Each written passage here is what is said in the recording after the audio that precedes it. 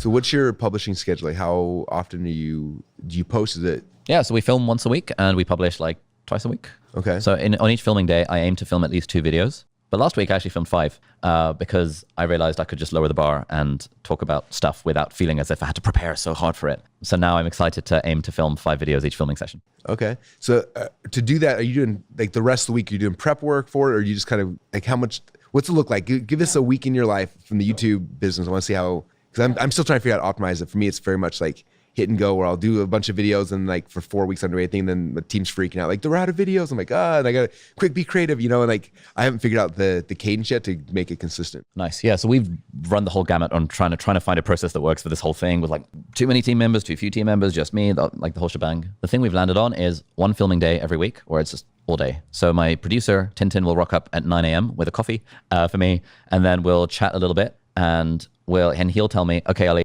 the first video we're filming today is, the title is My Honest Advice for Someone Who Wants to Grow on YouTube. That's the video. And then I'll think, okay, cool. What do I want to do this video about? And then I'll come up with the 3 or 4 bullet points and we'll film that video. So you're thinking, so you're not it's all happening in the filming day. Yeah. The idea, the concept. We actually have like a whole 5-level process for this. It's kind of niche, but sure.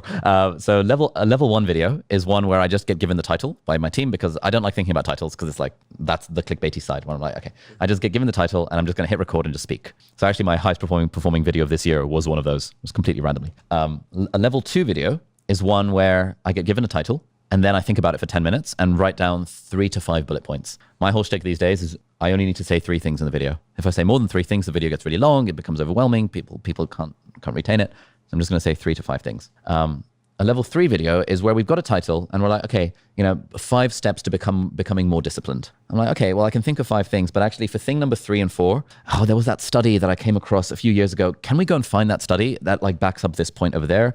And can we find that study that backs up that point? And then one of our researchers one researcher on the team will go through and find that study, and we'll like say, study from 2017, here's the link, study from Harvard, here's what it found, here's the graph. So I'll have that in front of me when I'm filming the video to then be able to say, oh, this study found blah, blah, blah, blah, blah. A level 4 video is a video usually when I do a podcast. So what I would love to do with this conversation is we'll chop out sound bites of you saying stuff, and then the team will construct like a video based on those sound bites. So a cool example of this is I interviewed a professor of circadian biology at Oxford a few years ago, Professor Russell Foster. He's written a book about circadian science. That was a 3-hour-long interview. No one cares. It got like 20,000 views. But then we decided to take sound bites from that, because he said some really good stuff, and turned it into a main channel YouTube video where the title was Why You're Always Tired, 7 Myths Ruining Your Sleep. And that video's got like 7 million views. And it was just a 15-minute long video with sound bites interspersed with me just explaining stuff throughout. And that was really cool. That's a level 4 video. And a level 5 video is one that's fully scripted word for word, where I read it off a teleprompter.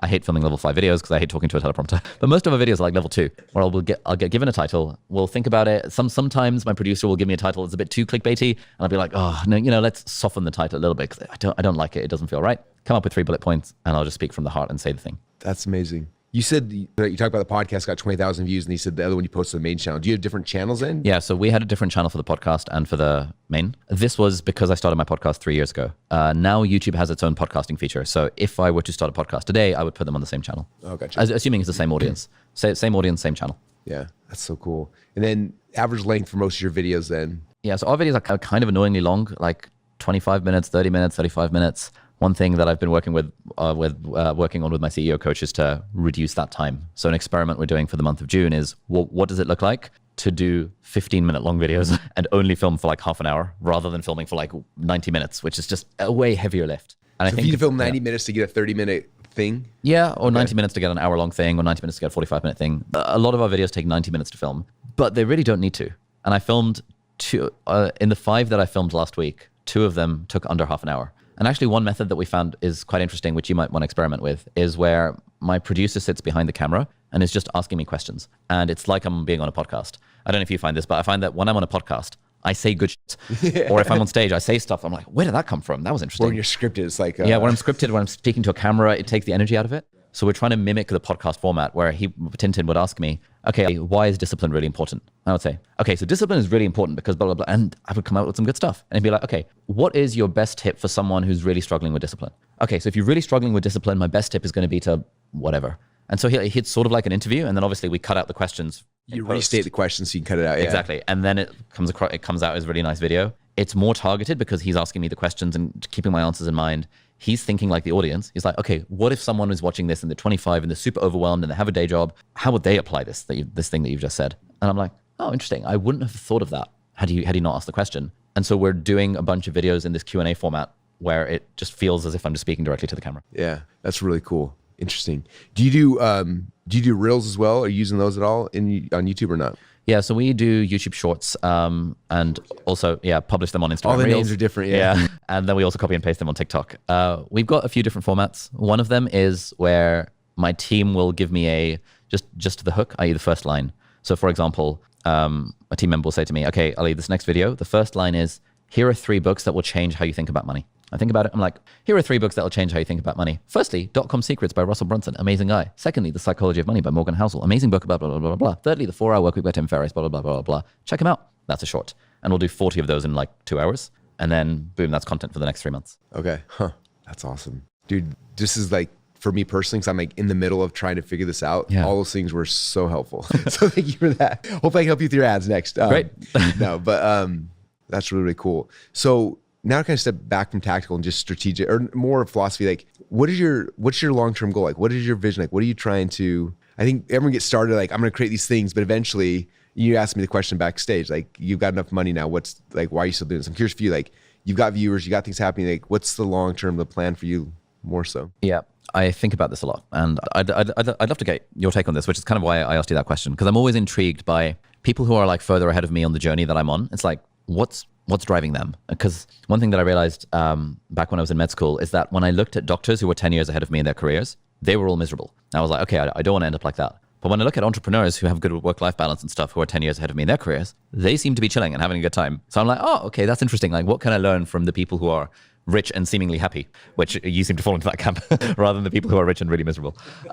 So I think about it a lot. For me, it's a question I often ask myself is, if I had 100 million in the bank, like how would I spend my time? And what I land on is I'd still make YouTube videos because it's fun. I still write books every few years because it's fun. I probably wouldn't do online courses, but I would do stuff in real life. I really like events. I like the idea of doing like seminars and teaching people how to be more productive and plan their goals and stuff. So I do YouTube videos, I would do books, I would do events. And that to me is sort of like my infinite game. And now when I wake up in the morning, I sort of remind myself that I actually do have enough money. I don't need to make more. I'm choosing to show up to work, to build cool products and make cool videos because it's the thing that I would do even if I wasn't being paid for it. And so it's not really in that sense, it's more of a process goal, I guess. It's like, I just want to be able to do more of this stuff. Then alongside there's like the game of entrepreneurship goal. Like we did 5 million revenue last year. Okay, why not? Let's go for 10 because it'll just be kind of fun. But I feel like I'm quite non-attached to that goal. And so when I come to places like this where I meet someone like you and I'm like, okay, Russell, how do we get from 5 to 10? But that's just because it's like the game. You know, I'm playing Horizon Forbidden West on the PS5. I play on very hard difficulty because it's like, it's a good level of difficulty. Once I've done that, I might switch to ultra hard. So just sort of, to me, it feels like playing the game of entrepreneurship. Leveling up each time, yeah. Yeah, I'm curious. What's it like for you?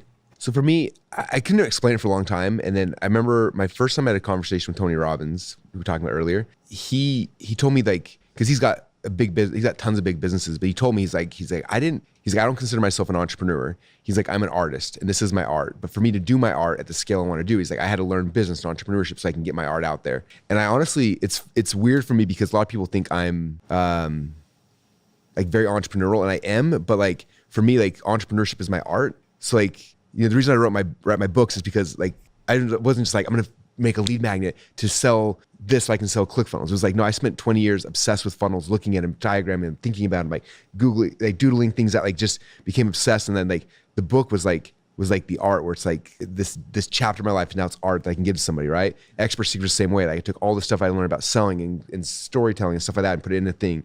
Traffic Secrets, like all my things, it's art for me. And so for me, it's just like I'm painting my next picture. Like what's the next thing of art I'm doing, right? ClickFunnels has been art, but it's been, you know, I've been a decade doing this. So like right now, you saw a little glimpse, but you know, I bought 18,000 books and manuscripts in the last 2 years, old first editions. And for me, it's like this is my next art project I'm working on. And I don't know exactly what it's going to look like yet, but there's something there, and I'm gathering stuff and repurposing it. And like, there's something there, and I'm trying to create the next art piece. And so like, that gets me excited. It's like there's this thing I'm painting. I don't even know what it looks like yet. Like I've got some of it done, but a lot of it's still blurry. But I'm excited to see where it's going to go. And so I think that's what gets me excited. And then the business around it's like just the way that I support, I can monetize it. I can, it helps me to buy really old, expensive books and manuscripts, stuff like that. And so like, it's like the necessary thing to make it. And then eventually I want to like, when I discover what this art is looking like, I'm excited to share it and to talk about it, do events and seminars, like the next phase. And so for me, it's a big art project. So Oh, that's really fun. Anyway. That's a really nice, wholesome way of looking at it.